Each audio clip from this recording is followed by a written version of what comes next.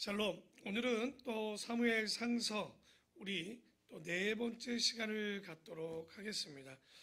본문은 오늘 사무엘상 13장 이하를 좀 보려고 하는데요. 우리가 지난주 12장까지의 내용들을 좀 보면 사무엘의 유언과 같은 그런 말씀을 우리가 좀 받아보았습니다. 사무엘의 유언, 그게 뭐냐면 이제 사울이 왕에 서자 은퇴식을 하는 사무엘의 은퇴식을 좀 12장에 봤는데, 이 은퇴식은 그 어떤 모든 일에 손을 떼는 것이 아니라 이제 제1선에 있었던 이 사무엘이 사울왕이 앞에 서니 뒤로 2선으로 3선으로 물러가는, 그런데 이것이 어떻게 다른 거냐라고 제가 말씀드렸냐면 신정정치, 다시 말해 하나님이 왕이셨던 그 자리에서 이제 왕정정치, 사람을 이 땅의 통치자로 대리 통치자로 세우는 그런 길목에 있는 내용이 12장의 내용이었습니다. 이제 우리가 이제 사무엘상 13장 14장에 보면 믹마스라는 곳에서 전투가 크게 일어납니다. 원래는 작게 시작했던 블레셋과의 전쟁이 이제 큰 전쟁으로까지 믹마스 전투라는 그런 전쟁까지 가게 되는데요. 우리 13장 오늘 8절에 보면 우리가 그런 내용이 나옵니다. 블레셋과의 전쟁 가운데 사울왕 1절도 한번 읽어봐야 되겠네요. 1절에 2절입니다. 이스라엘 사람 3,000명을 택하여 그 중에서 2,000명은 자기와 함께 믹마스 베델산에 있게 하고 1,000명은 요나단과 함께 베냐민 기브아에 있게 하고 남은 백성은 각기 장막으로 보내 싸우게 하는데요.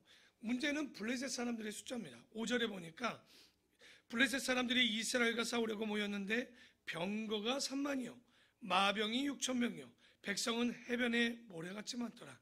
그들이 올라와 벳 아웬 동쪽 믹마스에 진을 칠 때 이스라엘 사람들이 그것을 보고 유급함을 보고 절박하여 굴과 수풀과 바위 틈과 은밀한 곳과 웅덩이에 숨어버립니다. 그러니까 3,000명의 사람들과 함께 전쟁을 하려고 했지만 너무 블레셋의 숫자가 많으니까 백성들이 두려워 떨고 다 숨어버리게 됩니다. 그리고 라마에 있던 사무엘이 오기를 약속하고 기다리고 있어야 되는데 8절에 보니까 사울은 사무엘이 정한 기한대로 이레 동안을 기다렸으나 사무엘이 길갈로 오지 아니하매 백성이 사울에게서 흩어지게 되는 장면을 보게 됩니다. 그러니까 불안한 거죠. 왜냐하면 예배하고 하나님께 제사를 드린 이후에 그리고 사무엘의 이야기를 듣고 전쟁에 나가야 되는데 다급해지는 거죠. 왜? 제가 항상 설교 중에 그런 이야기를 종종 여러분에게 드립니다. 그게 어떤 얘기였냐면 우리가 신앙생활 하다 보면 본질을 봐야 되는데 현상에 쫓기는 경우들이 종종 있습니다. 진짜 눈앞에 일어나는 일에 진짜를 봐야 되는데도 불구하고 그것에 일들이 나타나는 현상에만 치중하는 경우들이 상당히 많이 있는데 오늘 사울왕이 그런 거죠. 그런데 우리가 본질을 본다는 게 그렇게 간단한 이야기만은 아닙니다. 내 몸이 아프고 내 환경이 지금 사업적으로 어렵고 내 일들이 정말 어려울 때 하나님을 먼저 찾을 수 있다? 오늘도 이 사울을 보면요, 지금 길갈로 사람들이 피하고 흩어지는데 사무엘이 나타나지 않으니까 다급해진 거예요. 기다리지를 못하는 거죠. 지금 사울의 입장에서 보면 풍전등화와 같이 언제 이제 블레셋이 와서 이스라엘을 치고 전쟁 이후에 어떻게 될지 모르는 상황 속에 있는데, 그러니 당연히 8절처럼 기다리기가 어려웠던 거죠. 그래서 9절에 보니까 사울이 이르되 번제와 화목제물을 이리로 가져오라 하여 번제를 드렸더니 번제 드리기를 마치자 사무엘이 온지라 사울이 나가여 맞으며 무난하매 이렇게 나오죠. 참 아쉬운 거죠. 그러니까 번제를 드리고 마치자마자 사무엘, 그렇게 기다렸던 일의 뒤에 오겠다는 사무엘이 나타나게 됩니다. 우리의 인생에도 이런 것들이 참 많이 있죠. 조금만 참았으면 됐는데 그 조금을 참지 못해서, 그래서 하나님을 믿는 순종과 불순종의 사이는요 그렇게 큰 차이가 나지 않고 백지장 하나 차이지 않는가? 순종은요, 죽을 만큼 힘들지만 좀 더 기다리는 거고요. 그리고 좀 더 주님을 순종하는 거라면, 불순종은 그 좀 더를 참지 못해서 나의 뜻, 나의 의지를 쫓는 것. 그래서 야고보 기자는 이렇게 얘기합니다. 인내를 온전히 이루라라고. 참으려면 끝까지 온전히 참을 수 있는. 여러분, 기도도요, 끝까지 기도해야지 조금하다 말면 하나님이 일하실 기회가 없게 됩니다. 그래서 오늘 여기 이 사울의 행동들을 보면 그것들이 참 온전하지 못한 거죠. 그래서 13절에 보면 사무엘이 사울에게 이르되 왕이 망령 때에 행하였도다. 왕이 왕의 하나님 여호와께서 왕에게 내리신 명령을 지키지 아니하였도다. 그리하였더라면 여호와께서 이스라엘 위에 왕의 나라를 영원히 세우셨을 것이거늘 지금은 왕의 나라가 길지 못할 것이라. 여호와께서 왕에게 명령하신 바를 왕이 지키지 아니하였으므로 여호와께서 그의 마음에 맞는 사람을 구하여 여호와께서 그를 그의 백성의 지도자로 삼으셨느니라 하고 이야기를 해보고 떠나게 됩니다. 아마도 이제 이게 다윗을 세우는 사건들이 나오는데, 지금 우리가 보고 있는 사무엘 상의 네 번째 시간은 사울왕의 등극도 있지만 이제는 뭐를 계속 보여줍니까? 사울왕의 실수들을 계속 보게 될 겁니다. 이제 14장에 이제 전쟁을, 그래도 요나단이 믿음을 가지고 블레셋과의 전쟁 가운데 승리하는 장면이 14장에 나오고요. 15장에 보면 이제 우리가 1절에 보면 15장입니다. 아말렉의 아각과의 싸움이 좀 있는 내용들이 나오는데요.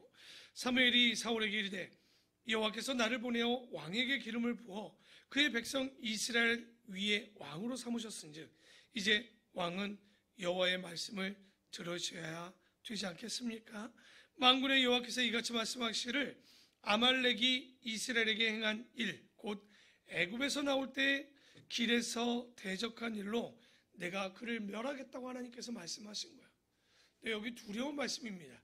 오늘 하나님께서 사울에게 말하고 있는 이 내용, 그러니까 애굽에서 나올 때 그 길 위에서 이스라엘을 대적했던 사건, 그러면 사울 왕 때로부터 몇 년 전의 사건인데 이러시느냐? 이게 바로 400년 전의 사건입니다. 우리가 하나님의 섭리와 하나님의 어떤 마음을 알 수 있는 장면인데요. 그게 왜 그러냐면 하나님은요, 시간이 지났다고 해서 있는 것이 아닙니다.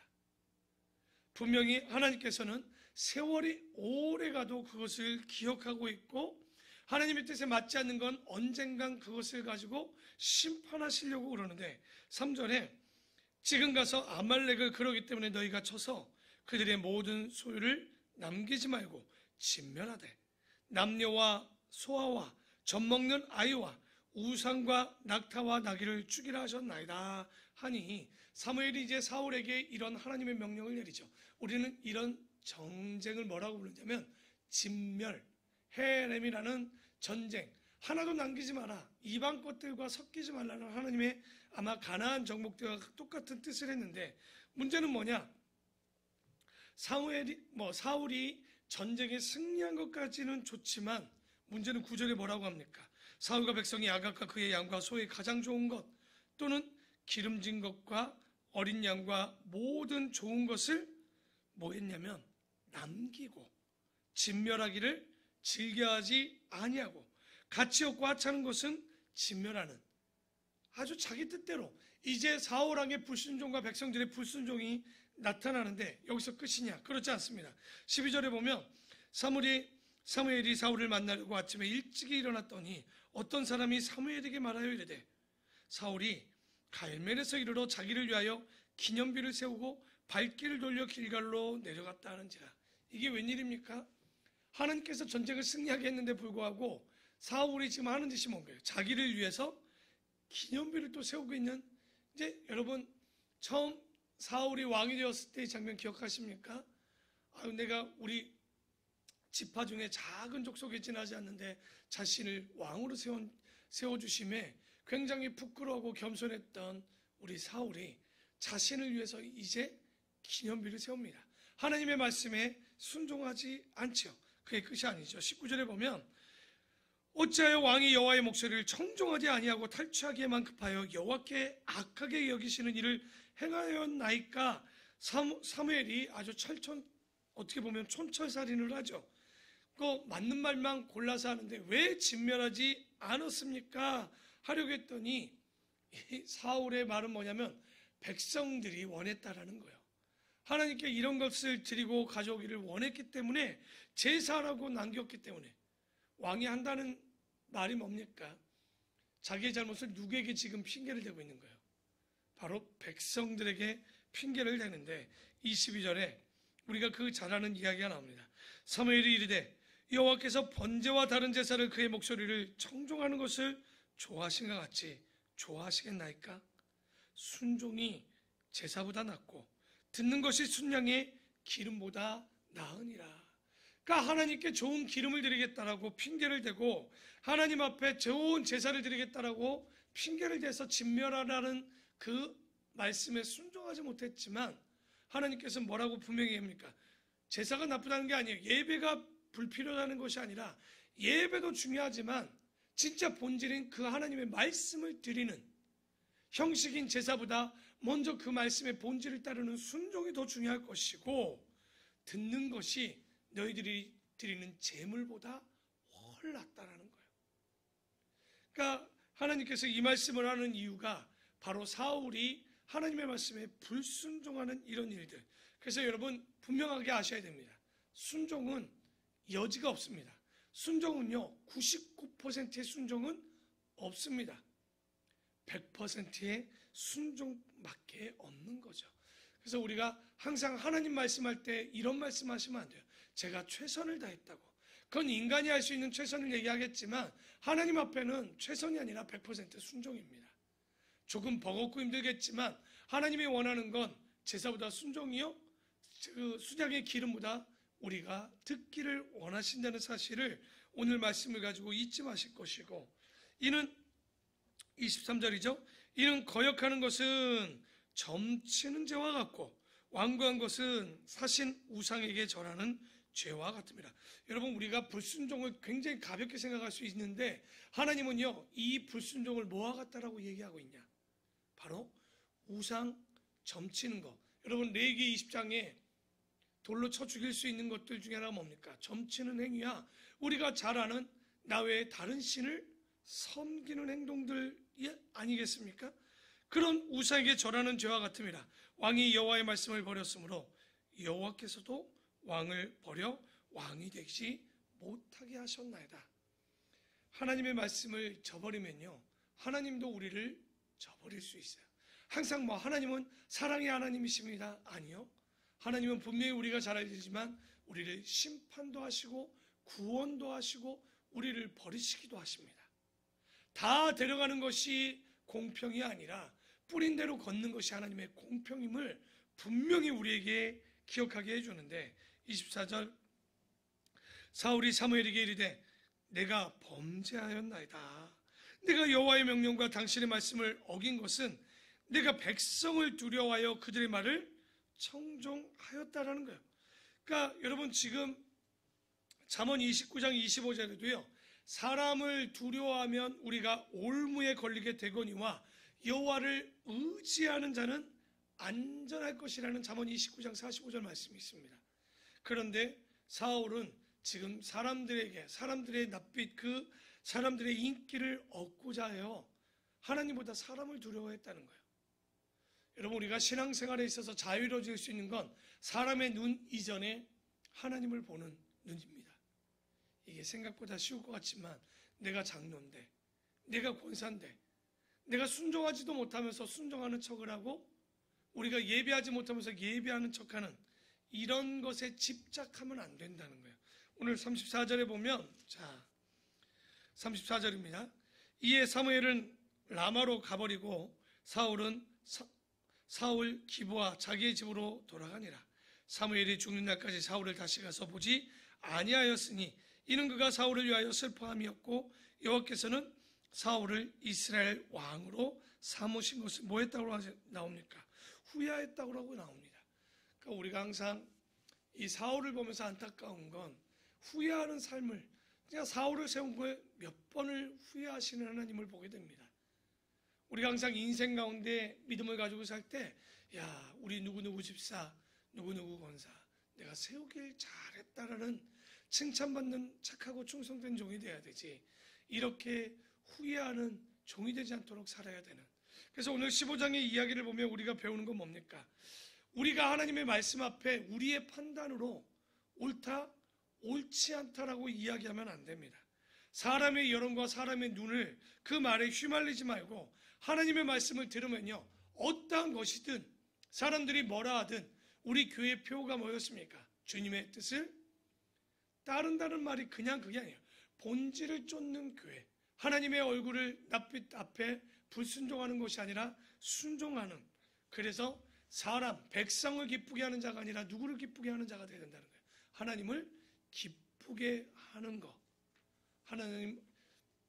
하나님께서는 제사보다 순종을 원하심을 잊지 마시고 순양의 기름보다 하나님 말씀 듣는 것을 더 원하신다는 사실을 우리가 사람의 말, 사람의 얼굴이 아닌 하나님을 바라보고 사는 우리 믿음의 종들이 되길 바랍니다. 자, 오늘 또 16장에 보면요, 사울왕이 하나님 앞에 몇 번을 실수하는 걸 봤죠. 기념비를 세우고 불순종하고 백성 탓을 하고 이런 것들 하니까 결국 누구에게 버림을 받냐? 하나님께 버림을 받게 됩니다. 그럴 때 하나님께서 하시는 일이 뭐냐? 사람을 세우시는 거예요. 참 하나님도 마음이 힘든 거죠. 그래서 사람이 없을 때마다 하나님은 하나님의 사람을 찾고 세우고, 없으면 낯신을 세우고, 그래서 하나님이 필요한 사람을 미리 선택하는 모습들을 보게 되는데 1절에 보면 16장입니다. 여호와께서 사무엘에게 이르시되 네가 이미 사울을 버려 이스라엘 왕이 되지 못하게 하셨거늘 네가 그를 위하여 언제까지 슬퍼하겠느냐? 왜 슬퍼했겠습니까? 사무엘의 잘못은 아니지만 사무엘이 지도자로서 뭐라고 생각했냐면 왕을 잘못 가르쳤다라는 책임감을 갖게 된 거예요. 그러니까 너무 슬프고 힘든 거죠. 여러분, 목사인 제가 그걸 조금 알 것 같아요. 성도들이 조금만 실수하고 잘못 살면요, 그게 마음에 얼마나 무겁고 힘든지 모릅니다. 아마도 사무엘도 사울의 어떤 실수를 보면서 너무나도 그 실수를 하는 행동들을 보며 자신을 자책하고 마음을 아파하고 슬퍼하니까 너는 언제까지 슬퍼하겠느냐? 너는 뿔에 기름을 채워가지고 가라. 내가 너를 베들레헴 사람 이새에게로 보내리니 이는 내가 그의 아들 중에서 한 왕을 보았느니라 하시느니라. 그래서 6절에 이제 이새를 찾아갑니다. 그들이 오매 사무엘이 이새에게 이제 아들들을 다 데려오라고 그러거든요. 엘리압을 보고 마음에 이르기를, 야, 여호와의 기름을 부으실 자가 과연 주님 앞에 있도다 하였더니 여호와께서 사무엘에게 이르되 그의 용모와 키를 보지 말라. 내가 이미 그를 버렸노라. 내가 보는 것은 사람과 같지 아니하니 사람은 외모를 보거니와 나 여호와는 뭐를 보신다는 거예요? 중심을 보시는 하나님. 저희가 이 땅을 살아가면서 살아갈 수 있는 이유 중에 하나가 우리가 가진 환경, 내가 가진 외모, 내가 가진 어떤 다른 것이 아니라 하나님은 우리의 중심을 보나. 우리가 반대로 보면 사무엘은 정확히 뭘 봅니까? 사람이 보는 잣대를 볼 수밖에 없는 목회자 아닙니까? 그래서 여러분, 누구의 눈빛, 누구의 말 그런 것 이전에 하나님의 선택을 받는 것이 우리에게 더 중요한 것. 그런데 너무나도 감사하게도 하나님은 우리의 중심을 보시며, 그러니까 이제 사무엘이 이새의 아들들을 하나하나 보는데 하나님이 다 아니시라는 거예요. 다 봤는데도 아니니 우리가 11절에 또 사무엘이 이새에게 이르되 너희 아들들이 다 여기 있느냐? 이새가 이르되 아직 막내가 나왔는데 그는 뭐를 하는 자라고 나옵니까? 양을 지키는 자이니이다. 사무엘이 이새에게 이르되 사람을 보내어 그를 데려오라. 그가 여기까지는 우리가 오기 전까지는 식사 자리에 앉지 아니하겠나이다. 우리가 여기서 양을 지키는 자입니다 라는 말에 아마도 이 사무엘상 기자는 분명히 하고 싶은 얘기가 있었던 거예요. 이 다윗이 양을 지키는 자, 어떤 자일까요? 아마도 자기가 맡은 일에 충성하는 자요? 우리가 아는 다윗을 잘 보면 사자가 양의 새끼를 물고 가면 어떻게 하던 자였습니까? 지팡이를 들고 가 그 사자 입에서 생명을 거고 양을 건져내는, 곰이 그 양을 잡아갈 때도 동일하게 그 물고 가는 곰을 찾아오는 바로 그 자에게 기름 부으라고 하시는데 12절에 이에 사람을 보내어 그를 데려오매 그의 빛이 붉고 눈이 빼어나고 얼굴이 아름답더라. 여호와께서 이르시되 이가 그니 일어나 기름을 부으라 하시니라. 여러분, 저도 저희 자녀나 혹은 제가 사람을 보는 데 있어서 제일 먼저 보는 게 어디냐? 얼굴도 보지만 눈을 봅니다. 사람이 그 눈빛을 보면요, 굉장히 그 안에 총명한 뿐만 아니라 아주 그 사람의 모습을 다 볼 수 있는 것이 어디냐? 아마도 눈이지 않나 싶습니다. 우리가 정말 지혜로운 사람들, 똑똑한 사람들을 잘 보시면요, 절대 눈이 개슴츠레한 사람들이 없어요. 청명청명해서 초롱초롱해서 하나님의 말씀을 듣고자 하는. 그래서 우리가 예전에 좀 미련한 사람들의 눈을 보면서 우리가 뭐라고 놀립니까? 동태 눈깔이라고 옛날에 기억나십니까? 아마도 동태 눈깔을 보면요, 그게 이미 죽었기 때문에 눈 색깔이 불투명하게 아마 이렇게 돼 있는 눈들을 보셨을 겁니다. 그래서 이 다윗을 딱 보니까요, 눈빛이 달라요. 그래서 13절에 사무엘이 기름 뿔병을 가져다가 그의 형제 중에서 그에게 부었더니 이날 이후로 다윗이 여호와의 영에 크게 감동되니라. 사무엘이 떠나서 라마로 돌아가는데, 그래서 하나님의 일을 하는 사람들의 특징은 뭐냐? 하나님의 영에 감동된다. 우리가 뭡니까? 그러면 성령의 감동을 받은 자. 그러면 어떤 사람이 성령의 감동을 받은 자냐? 진리에 민감하셔야 됩니다. 말씀을 들을 때 이 말씀에 민감한 사람이 되어야 되는 거예요. 오늘의 말씀을 들어도 이 말씀이 나에게 무엇을 이야기하는지, 오늘 내가 읽는 성경의 말씀에 어떤 말씀을 하고 있는지. 그래서 여러분이 예배 전, 성경 읽기 전, 자기 전, 하루를 시작하기 전 성령에 민감할 수 있도록 항상 기도하고 시작하는 거예요. 하나님, 나에게 오늘 말씀을 깨닫게 해달라고. 이 새벽 얼마나 피곤합니까? 눈은 떴는데 진리에 민감하지 못하면 그것만큼 또 안쓰러운 게 뭐가 있겠습니까? 그런데 오늘 하나님의 사람, 하나님의 영에 감동된 자는 바로 진리에 민감한 자요. 그런데 그 반대 14절, 여호와의 영이 사울에게서 떠나니까 여호와께서 부리시는 악령이 그를 뭐하게 합니까? 번뇌하게 하는 거예요. 성령이 떠나면 사람을 번뇌하게 합니다. 오늘도 이 새벽 아마도 염려, 고민, 생각이 복잡한 분들이 많이 있을 거예요. 그런데 오늘 이 말씀을 보시고 우리를 한번 비춰봅시다. 성령에 감동되어 내가 진리에 민감한가? 아니면 성령이 떠나 악령에 민감한 번뇌 속에 내가 빠져 있는가? 여러분, 생각이 많다는 건요, 위험할 수도 있습니다. 그 생각이 많다는 건 하나님의 생각이 많은 것이 아니라 우리의 생각이 많은 것들은 위험할 수 있다는 얘기예요. 그 악령은요, 여기 나오죠. 성령은 우리에게 진리로 자유를 주지만 악령은요, 우리에게 번뇌를 가져다 주는 거예요. 그러면 우리에게 번뇌가 올 때 여러분 뭐라고 하십니까? 아마 밤마다 잠이 안 오고 어려운 마음들이 있을 거예요. 그때 여러분 그런 것들 생각하는 거 아니에요. 그냥 여러분 선포하십시오.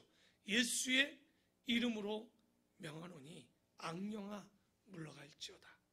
여러분 선포하셔야 돼요. 그런 걸 가지고 무슨 생각하고 나는 왜 그러지? 이런 거 생각하는 거 아닙니다. 우리 마음에 번뇌가 오면 예수의 이름으로 명하여 물리치는 것이 악령을 쫓는 방법인 거죠. 사울은 근데 그걸 모르니까 뭐하냐? 바로 어떻게 보면 여기 음악하는 자를 찾지요. 비파를 부리고 수금을 타는 자를 찾았는데 그 사람이 누구냐? 다윗이었어요. 사울이 실수한 건, 다윗을 만난 건 잘하지만 여러분, 음악으로 우리의 마음이 났습니까? 그건 아닙니다.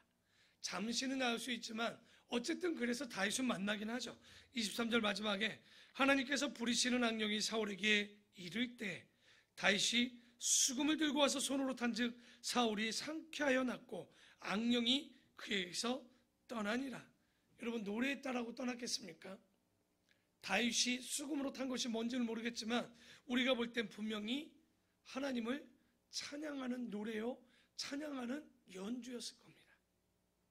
그렇죠? 찬송가에 힘이 있지 않습니까?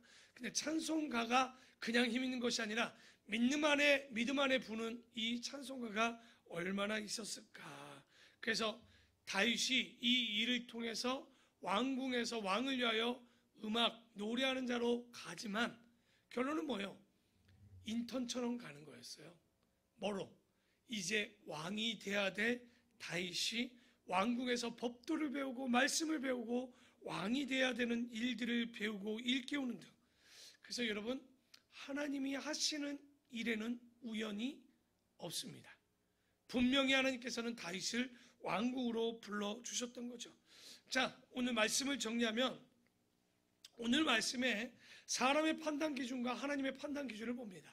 사울은 자기의 판단 기준을 통해서 자기의 옳고 그름을 따랐다면 다윗은 어떤 사람이냐? 바로 하나님의 판단을 따르는 사람이 아니었는가?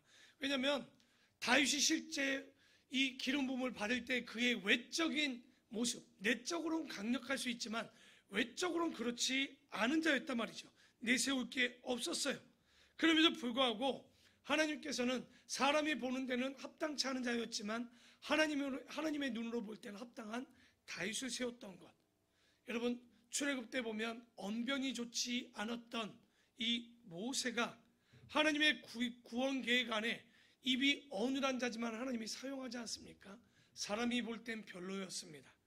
그래서 오늘 이 말씀을 보면 하나님이 원하는 건요, 우리의 조건이 아닙니다. 우리가 하나님 앞에 순종하는 자, 하나님 앞에 나아가는 자. 하나님은 아까 얘기했지만 우리의 외모를 보시지 않고 우리의 중심을 보신다는 것. 사울을 버리시고 다윗을 선택하는 이 장면은 우리가 어떤 모습을 살아갈 수 있는가, 어떻게 보면 이게 바로 우리가 희망의 끈을 가질 수 있는 것 아닙니까?